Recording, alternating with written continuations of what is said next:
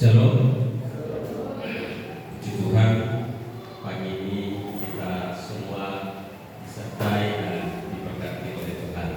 Bapak Ibu, hari yang indah karena jarang terjadi di bulan-bulan yang kita lewati itu ibadah terakhir itu pas di tanggal terakhir di bulan itu. Dan hari ini 31 Mei dan kita menutup bulan ini dengan ibadah raya. Ini satu kabar syukur yang indah bagi kita. Nah, saudara-saudara yang dikasihi Tuhan,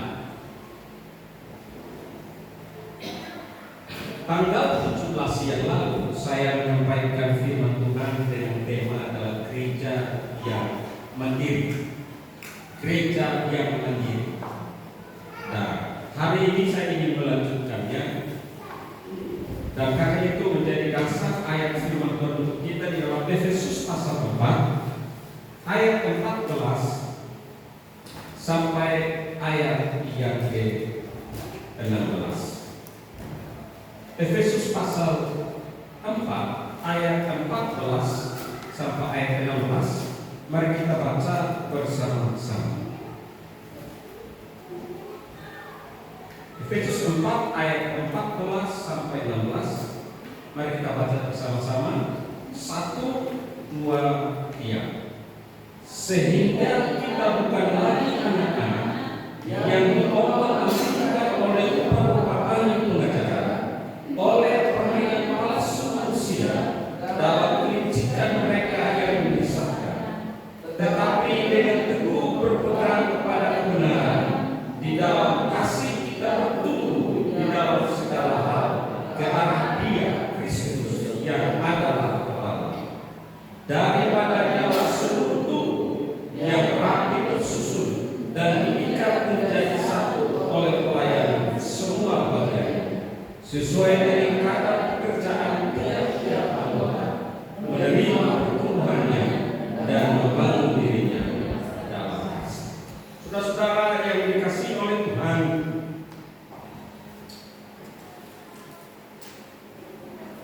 minggu yang lalu atau 2 minggu yang lalu saya katakan gereja yang mandiri adalah gereja yang bisa mengatur akan dirinya sendiri. Bicara tentang gereja berarti kita bicara tentang 2 hal, yaitu bicara tentang fisik tetapi juga bicara tentang hal yang rohani. Nah, kita ini adalah gereja. Gereja selain gedung, tetapi kita juga adalah gereja. Mandiri itu berarti bertumbuh. Mandiri berarti bisa mengatur diri. Bertumbuh berarti bisa dipercaya, bisa diandalkan. Berarti kita yang adalah gereja harus menjadi pribadi yang bertumbuh, harus menjadi pribadi yang dapat dipercaya, harus menjadi pribadi yang dapat diandalkan dalam segala hal. Nah, saudara-saudara yang dikasihi Tuhan, gereja yang mandiri itu yang pertama adalah gereja yang harus bertumbuh dalam iman. Gereja yang mandiri adalah gereja yang bertumbuh di dalam iman. Saya sedang tidak bicara tentang itu, tetapi saya bicara tentang kita yang adalah gereja. Maka kalau bicara tentang gereja, kalau kita dikatakan gereja yang mandiri, maka kita harus bertumbuh. Mandiri iman kita tidak digantungkan kepada orang lain, tetapi kita tumbuh, kita percaya dengan apa yang kita yakini. Iman kita tidak digantungkan oleh apa kata orang, tetapi iman kita tumbuh oleh karena memang kita adalah pribadi yang beriman kepada Kristus. Orang beriman itu tidak hanya dikatakan datang ibadah, tidak hanya dikatakan melakukan firman Tuhan, tetapi poin yang paling penting adalah orang itu harus dipimpin oleh Roh Kudus. Ini orang beriman, dipimpin oleh Roh Kudus, meskipun segala keinginannya tidak dipenuhi, tetapi bagaimana pribadi tersebut dipimpin, disertai oleh Roh Kudus. Poin pertama ini sekiranya menolong akan kita. Apa saya pribadi yang mandiri? Mandiri yang pertama adalah bertelur dalam. Apakah saya ini orang yang mandiri? Mandiri cari uang itu biasa. Mandiri untuk mengerjakan hal-hal dalam rumah tangga itu biasa. Tapi yang saya maksudkan adalah mandiri, yaitu bertumbuh dalamnya. Apakah hidup Bapak Ibu dan saya sedang dipimpin oleh Roh Kudus, sehingga segala sesuatu kita menggantungkan hidup kita hanya kepada Tuhan, tidak terkoreksi oleh segala sesuatu yang terjadi di sekitar kita. Ini iman yang tumbuh. Iman yang tumbuh berarti iman yang mandiri, iman yang hanya memang mengandalkan Tuhan, iman yang sungguh dipimpin oleh Roh. Karena hari-hari ini banyak orang yang banyak memimpin hidup. Banyak orang lagi memimpin akan hidup. Ini ciri gereja yang mandiri. Yang pertama, bertumbuh imannya. Yang kedua adalah bertumbuh dalam kasih dan persekutuan. Bertumbuh dalam kasih dan persekutuan. Gereja yang mandiri selain tumbuh iman, yang kedua adalah tumbuh dalam kasih dan persekutuan. Selalu saling membantu, selalu saling memperhatikan, selalu saling menguatkan. Kira-kira poin-poin ini ada nggak dalam diri saya? Saya nggak selalu menguatkan orang lain. Saya selalu tidak membantu orang lain. Saya selalu tidak memperhatikan akan orang lain. Ini bagian yang penting. Gereja yang mandiri tumbuh dalam iman. Tetapi yang kedua, gereja yang mandiri adalah gereja yang tumbuh di dalam kasih dan persatuan. Di dalam kasih dan persatuan itu mengerjakan tiga hal: saling membantu, saling memperhatikan, saling menguatkan. Di dalam diri saya saling menguatkan, atau di dalam diri saya sebaliknya melewatkan. Gereja yang tumbuh adalah gereja di mana saling membantu, saling memperhatikan, saling menguatkan satu dengan yang lain. Kisah Para Rasul 2 ayat 44. Kisah Para Rasul 2 ayat 44 saya dikatakan, dan semua orang yang telah menjadi percaya tetap bersama. Ini jemaat mula-mula. Ketika Roh Kudus turun dan mereka dipenuhi oleh Roh Kudus, selain tumbuh di dalam iman, tetapi mereka juga tumbuh di dalam kesatuan, tumbuh di dalam kasih. Saya ulangi ini saya ulangi apa yang saya katakan ini minggu lalu.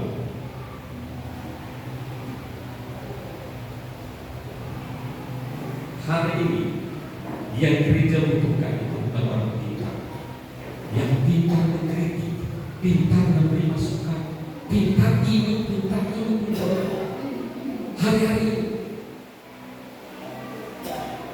gereja tidak hanya membutuhkan orang-orang yang pintar atau bahkan pintar mengkritik, tetapi gereja membutuhkan orang-orang yang mau melakukan apa yang dikatakan, apa yang dikerjakan.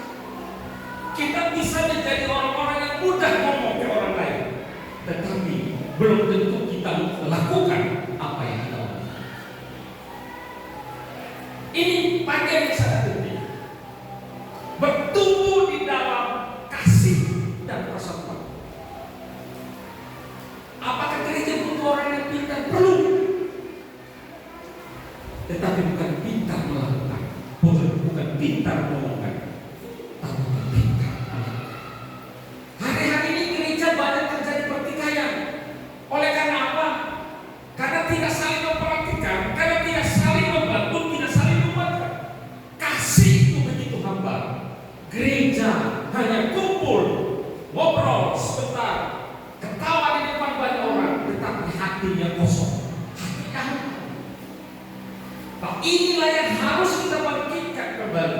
Gereja yang mandiri, bagaimana menghangatkan hati kembali, memanaskan persatuan kembali, menghangatkan kembali persaudaraan, sehingga betul-betul gereja itu adalah gereja yang mandiri. Saya menemukan beberapa hal. Kenapa orang lebih rajin ke STM daripada ke gereja?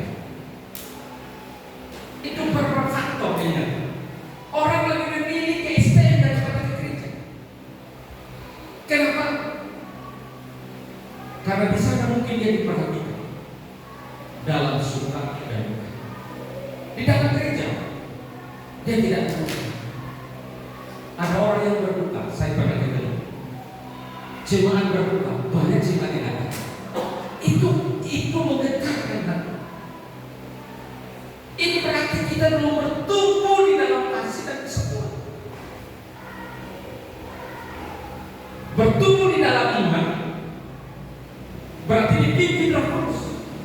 Tetapi tidak hanya cukup di situ, bertumbuh di dalam kasih dan kesatuan, di mana kita saling membantu. Apa bantuan yang sudah Bapak Ibu lakukan sesama gereja? Kita gereja, saya tidak bicara tentang gedung. Kita adalah gereja. Kita harus saling membantu. Apa yang sudah Bapak Ibu lakukan? Membantu gereja di samping. Suamimu, istrimu, anak-anakmu adalah gereja. Apa yang sudah kau lakukan untuk membantu? Apa yang sudah kau lakukan untuk memperhatikan, menguatkan?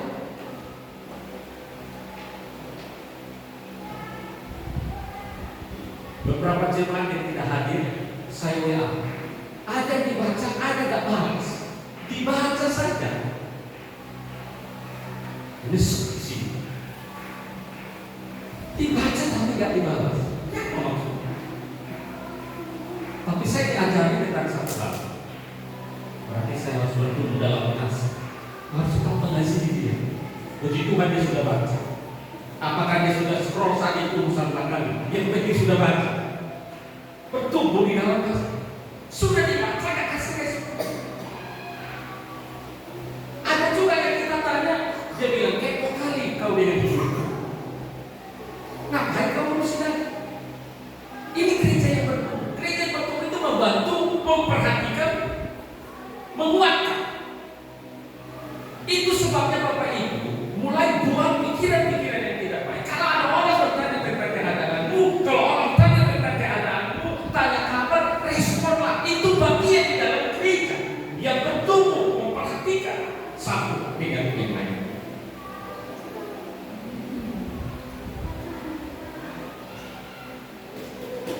Kita bicara gereja yang bertumbuh, gereja yang mandiri. Kita yang adalah gereja. Kita melakukan 3 hal sederhana: membantu, memperhatikan, dan sampai. Ini harus sederhana.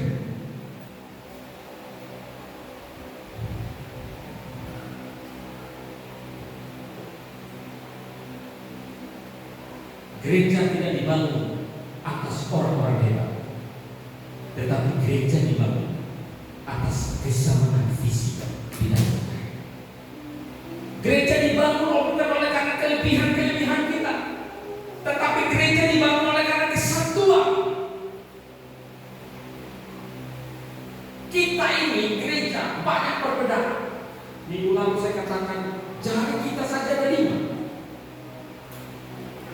Yang satu, jari-jari ini tidak bisa berkata aku lebih hebat, tetapi ini menjadi satu kesatuan. Minggu lalu saya katakan, tanggal 17 saya katakan, selalu kita katakan kepada orang lain, kamu hebat. Oke. Tetapi ketika orang mendapatkan yang kelingking, dia marah dan dia kesal. Selalu mengecilkan orang. Tetapi tahu Bapak Ibu, justru yang paling hina, yang paling kecil, yang tak ada dianggap ini, justru punya fungsi yang sangat besar. Saudara tidak bisa membersihkan lubang hidup tanpa kelingking. Bagaimana saudara membersihkan lubang hidup saudara pakai jempol saudara? Ini menjadi satu kesatuan. Jadi gereja dibangun di atas kesatuan, kasih, saudara, dan ini yang harus kita kembangkan. Karena sekarang gereja banyak kehilangan garam dan terang. Banyak orang di dalam gereja tersakiti oleh karena sedangkan di gereja oke, tapi mulutnya tajam sekali, tajam menyakiti. Karena itu kita harus menjadi gereja yang mandiri, mandiri dalam pertumbuhan iman, tetapi juga yang kedua adalah mandiri di dalam apa? Kasih dan kesatuan. Ini penting. Jadi bapak-bapak, sudahkah kau jadi gereja di dalam keluarga? Ibu-ibu, sudahkah kau jadi gereja di dalam keluarga?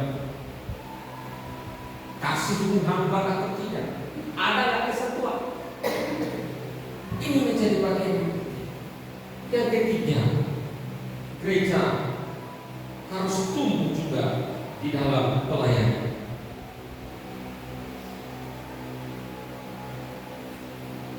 Kita ini adalah satu. Gereja itu adalah satu kesatuan. Kumpulan orang-orang percaya. Maka kita harus tumbuh bersama-sama di dalam satu pelayanan. Banyak jemaat berkata, saya anggota biasa. Saya pun anggota biasa, Bapak. Mantan presiden kita katakan, saya orang biasa, saya orang kampung. Padahal beliau menjadi pemimpin bangsa. Saya orang biasa. Banyak orang berkata di dalam gereja, saya ini hanya anggota.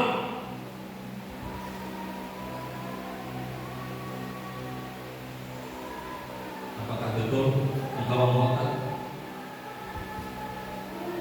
Waktu saudara dibaptis, saudara punya jabatan menjadi ahli waris kerajaan surga. Di dalam Tuhan tidak ada tinggi dan rendah. Sama yang membedakan kita adalah fungsi kita. Fungsional kita yang membedakan kita. Itu berarti di dalam pelayanan kita sama. Tidak lebih hebat yang berdiri di sini daripada yang punya. Saya punya kesaksian yang indah. Suatu hari beberapa tahun yang lalu, saya sudah cukup lama. Suatu hari ada 3 mahasiswa sekolah Alkitab datang ke sini. Waktu itu masih pastori di ruang sekolah itu.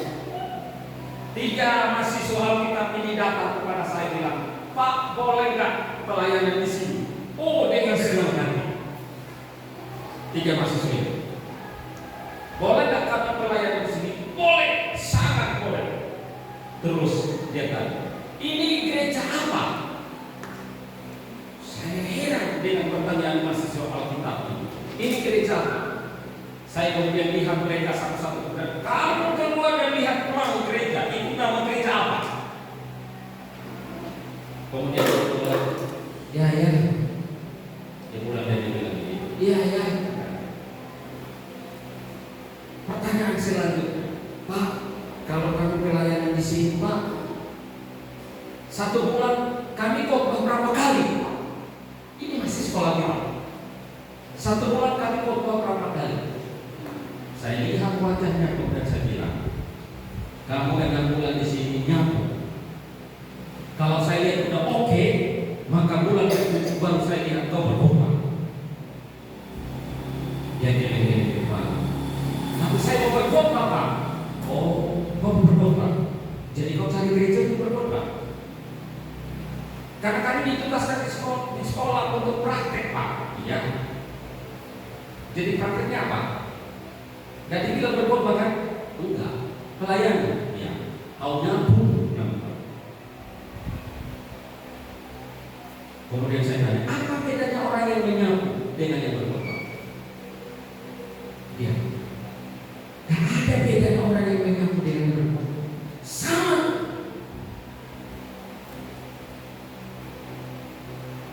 Kalau kau mulai membedakan orang yang menyambung dengan yang berkhotbah sama, saya percaya ketika kamu di atas podium yang dikasih, kamu pasti ngomong sesuatu.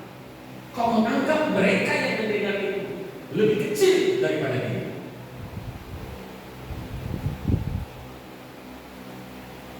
Khotbah itu adalah apa yang kau kerjakan, bukan apa yang kau ngomong. Semua orang pandai ngomong, katakan apakah dia bisa melakukan yang dia katakan. 3 mahasiswa itu pulang sampai hari ini 3 kali lagi.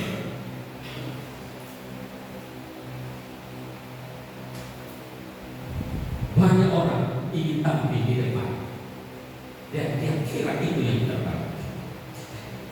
Apapun bagian kita,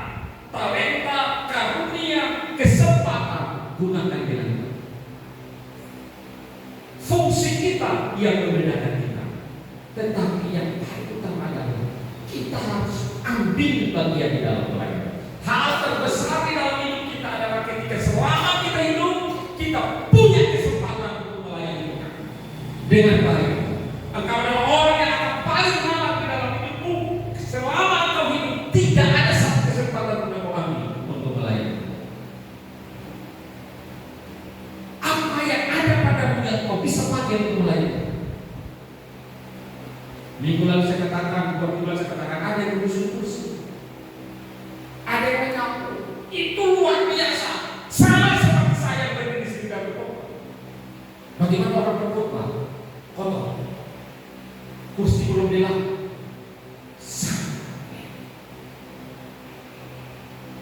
Kesempatan terbesar dalam hidup adalah ketika kau melayani Tuhan.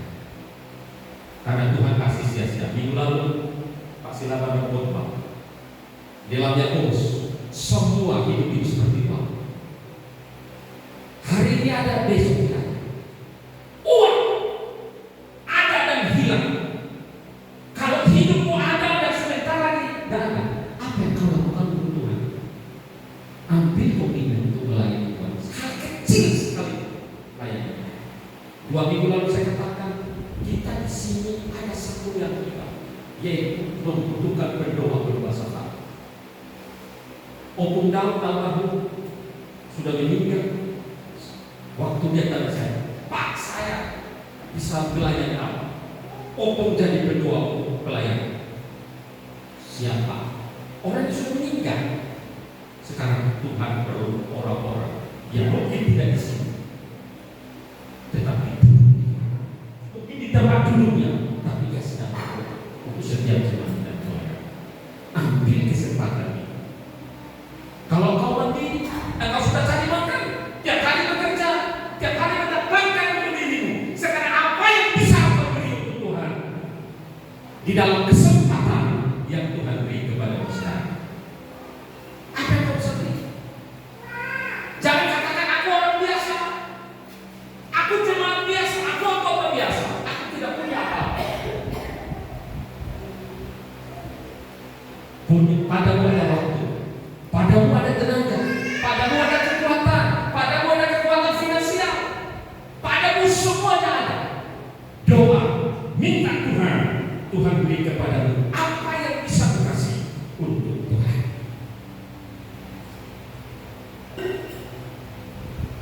Ini dia, gereja yang mandiri, tumbuh dalam iman, tumbuh dalam kasih dan kesatuan, tetapi tumbuh juga di dalam pelayanan yang keempat, tumbuh di dalam tanggung jawab.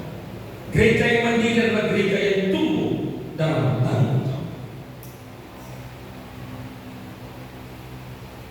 Salah seorang mantan presiden Amerika yang sangat terkenal, dia pernah berkata begini. Kalau Bapak Ibu tahu namanya, nanti kasih tahu saya. Jangan tuntut apa yang negara beri kepadamu, tetapi apa yang kau bisa beri kepada negara. Ini salah seorang mantan presiden Amerika berkata, jangan tuntut apa yang negara beri kepadamu, tetapi apa yang bisa engkau beri kepada negara. Kalau ada yang tahu? Siapa? Siapa? Siapa? Abraham Lincoln. John F. Kennedy, Abraham Lincoln. Yang lain? Jadi tanya jawab. Yang betul siapa? Ada 2.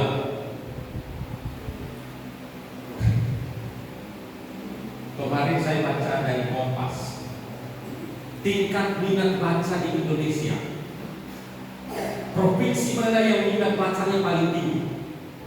Tahu Bapak Ibu? Yang paling tinggi itu NTT, 62%. Yang nomor 2 NTB, nomor 3 itu Sumatera Selatan. Sumatera Utara tidak masuk, 10 besar tidak masuk. Berarti ada lagi kita setiap hari baca apa? Bermedsos.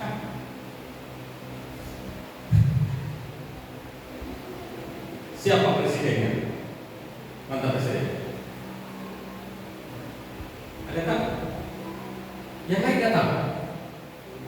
Hah?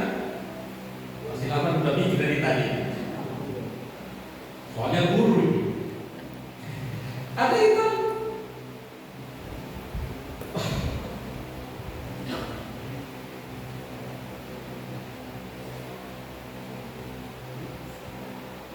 Jadi, enggak tahu.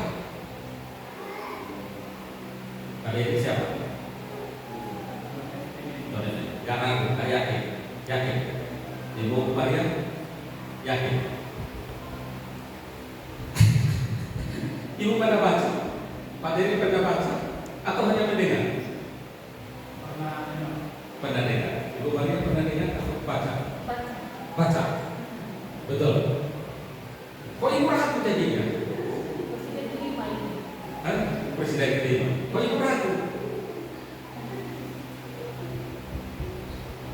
Apa yang jangan tuntut negara apa yang dia buat kepada.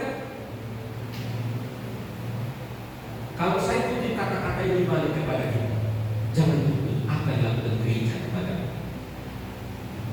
Tapi apa yang kamu bisa lakukan untuk gereja? Cocok kamu rasa?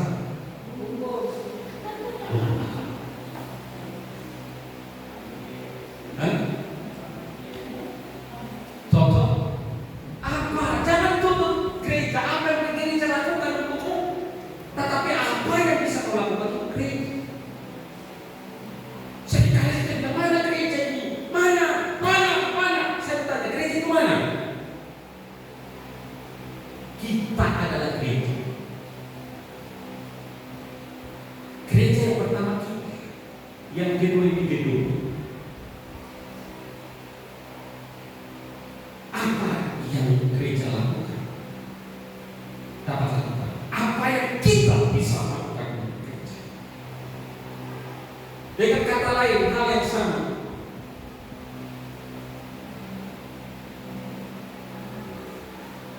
Tuhan sudah menerimanya kepada Bapak Ibu dan saya. Amin.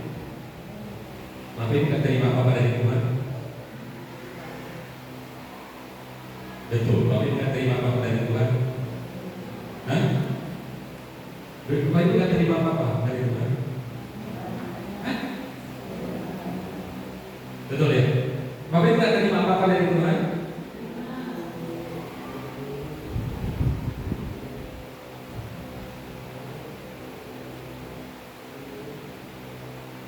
Banyak kita sudah terima hal dari Tuhan. Sekarang apa yang kau bisa berikan kepada kita? Maka ini bagian yang ketiga. Kita harus bertumbuh di dalam tanggung jawab.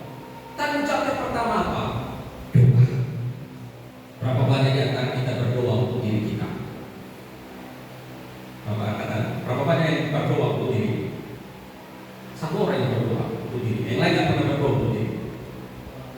Berapa banyak yang pernah berdoa untuk dirinya? Atau untuk dirinya sendiri tidak pernah berdoa? Ini jemaat bebas seperti unik. Ditanya jawab, bingung kita ini. Yang apa yang mereka lakukan? Hah? Berapa banyak Bapak yang berdoa untuk diri sendiri? Pernah berdoa untuk diri? Pernah. Pernah berdoa untuk sesama jemaat? Pernah. Satu minggu berapa kali?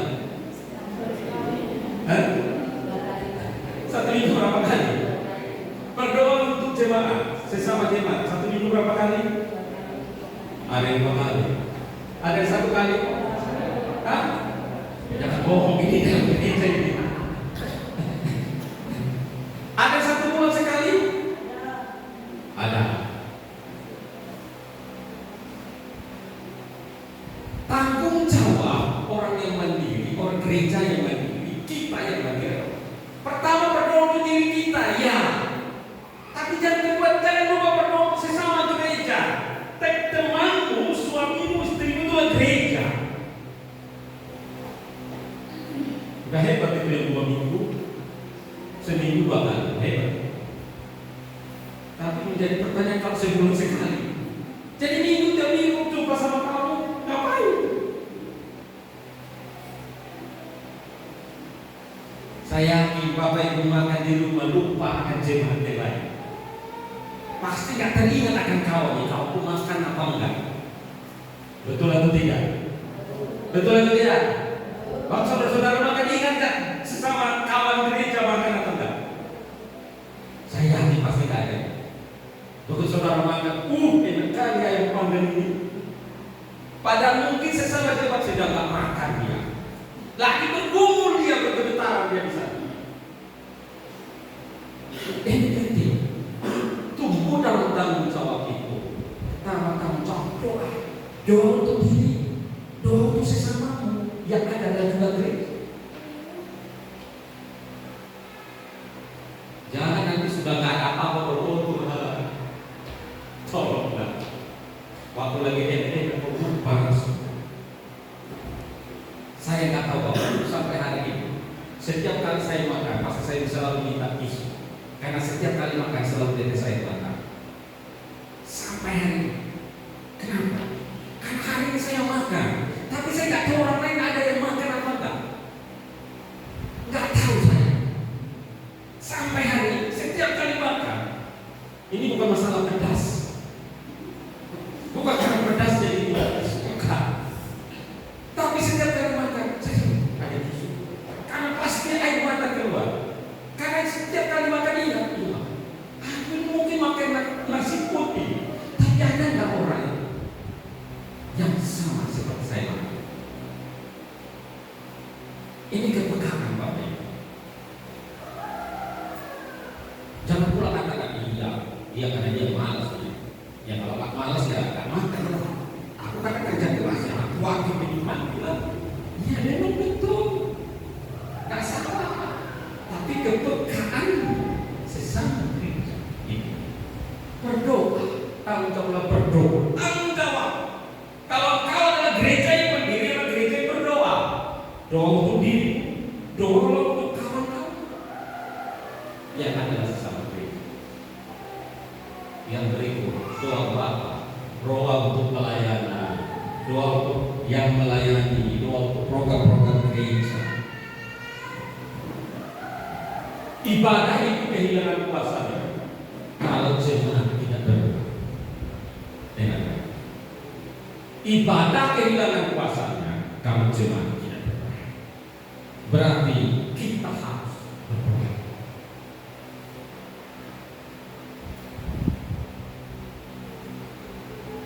Berapa waktu yang lalu Cio pernah protes sama saya, Papa jangan berdoa, Papa berdoa lama kali. Kan kita kalau enak berdoa cepat ya. Doa berkati makanan nyami. Salah. Kan begitu. Kadang-kadang tak berdoa dalam nama Yesus masuk dia. Dan kalau gitu, Tuhan tahu kok lagi lapar. Ini hal sederhana.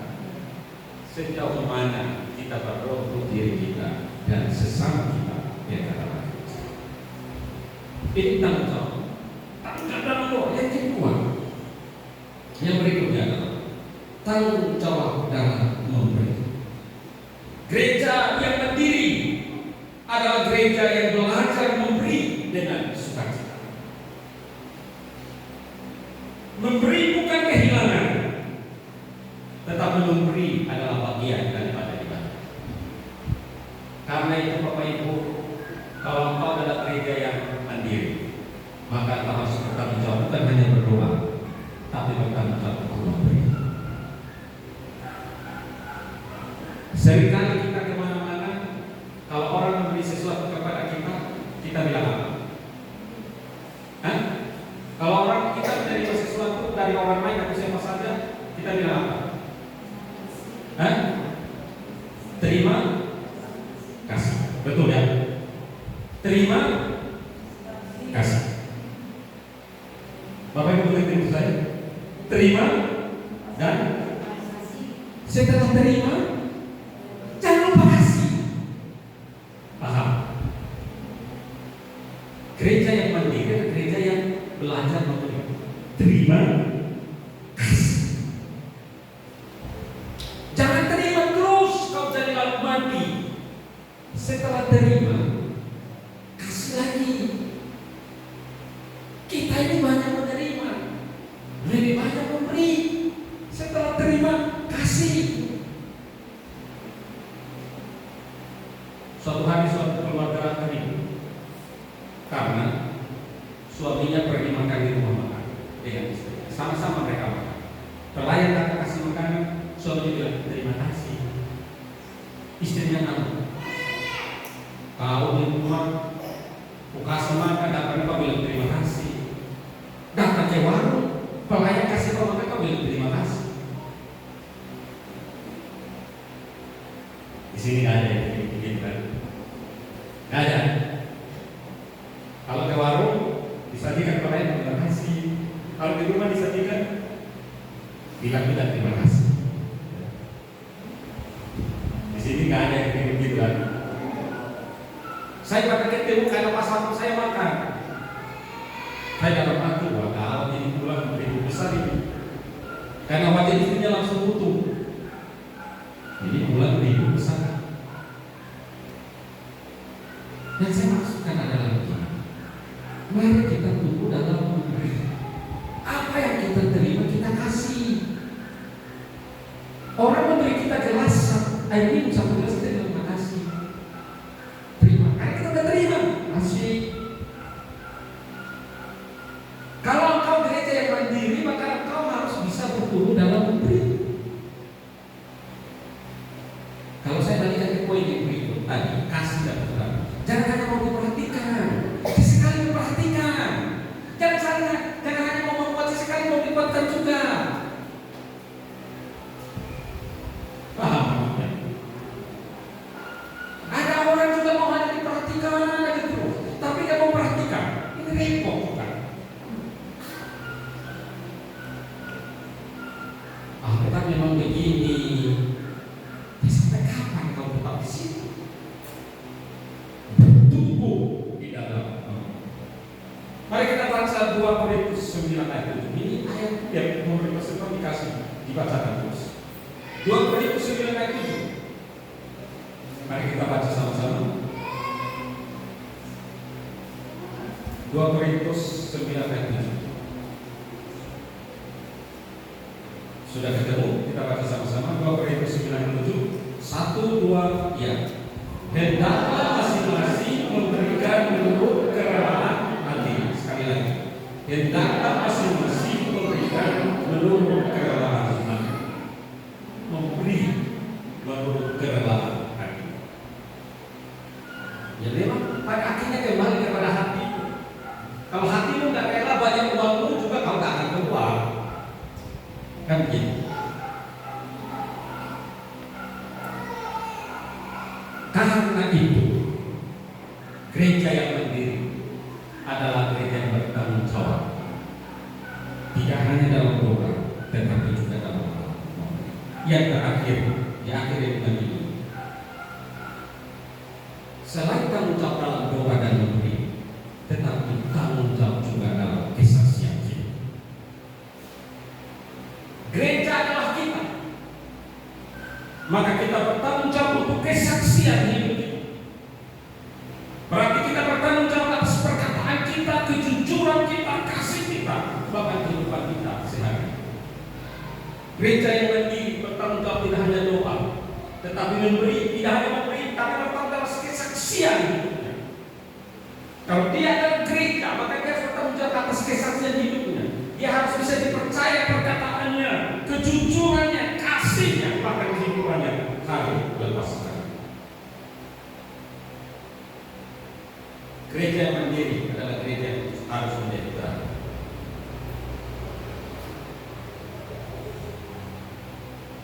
Bapak Ibu tadi masuk gang depan sudah dicoret. Gereja harus menjadi terang. Itu bagian dari gereja. Kita harus keluarkan uang untuk sensor. Kan setiap kali lewat nyambung sepeda motor. Itu bagian. Kita adalah gereja. Jadilah terang. Jangan acu-acu dengan lingkunganmu. Buatlah sesuatu. Kesaksian kesaksian itu. Jangan kau rajin gereja tapi perkataanmu kotor sekali. Jangan kau rajin gereja tapi kau tukang tipu. Jangan kau rajin gereja, rajin dong, tapi banyak kejahatan. Kesaksian. Gereja yang mandiri adalah gereja yang bisa bertanggung jawab untuk kesaksian. Mandiri dalam kesaksian. Karena itu Bapak Ibu, kita ini sudah mandiri. Masih ada sampai hari ini tiap hari hanya minum susu saja. Angkat tangan. Bapak-bapak yang minum, anak gadis, anak remaja. Siapa yang tiap hari minum susu tak makan nasi? Ada? Kalau itu masih lain. Saya membayangkan kita udah berkumis, udah ubahan pakai dok ke mana-mana. Ya kan? Kalau bapak-bapak di sini sambil kopi selalu pakai susu. Saya dari Pasilaban yang mau minum ke saya. Mereka yang minum masih pakai susu masih dalam pertumbuhan. Ini bapak-bapak masih dalam pertumbuhan. Ya bagus juga. Sekarang lebih baik terus bertumbuh ya. Tapi Bapak Ibu jangan lupa, kita bertanggung jawab untuk kesaksian.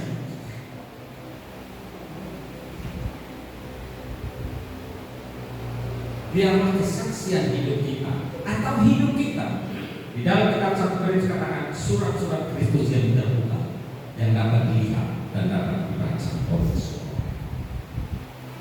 Saya berdoa agar Roh Kudus menolong kita dalam gereja ini. Amin. Bapak Ibu sudah bekerja sendiri. Amin. Makan sendiri, nyuci piring sendiri, semua sudah lakukan sendiri. Amin. Gak ada yang perlu bantuan kan? Mandiri melakukan segala sesuatu dalam hidup. Amin. Atau ada yang makan masih disuapin? Bapak-bapak ada masih disuapin? Gak ada kan? Siapa? Pak Dewi? Gak ada kan? Semua udah mandiri kan? Dia habis ini menguap sendiri di mulutnya kan? Itu tandanya udah dewasa, sudah mandiri. Maka kalau sudah mandiri, kita perlu bertumbuh di dalam beberapa hal. Yang pertama, mari kita bertumbuh di dalam kasih, persaudara, saling perhatikanlah, saling menolonglah. Kita juga harus saling bertumbuh dalam pelayanan, bertumbuh dalam memberi, bertumbuh dalam tanggung jawab, bertumbuh dalam kesaksian. Doa saya, gereja kita pemasmur bukan hanya visi yang kita doakan banyak yang harus kita bilang, tapi mari kita bertumbuh di dalam pelayanan. Beban untuk Bapak Ibu dan saya pagi ini, pulang dan berdoa dan kasih tahu saya waktu saya jumpa Bapak Ibu pelayanan apa yang Bapak mau kerjakan. Amin. Saya kasih bisa-bisa pulang dan berdoa, Tuhan apa yang saya kasih ke Tuhan, pelayanan saya.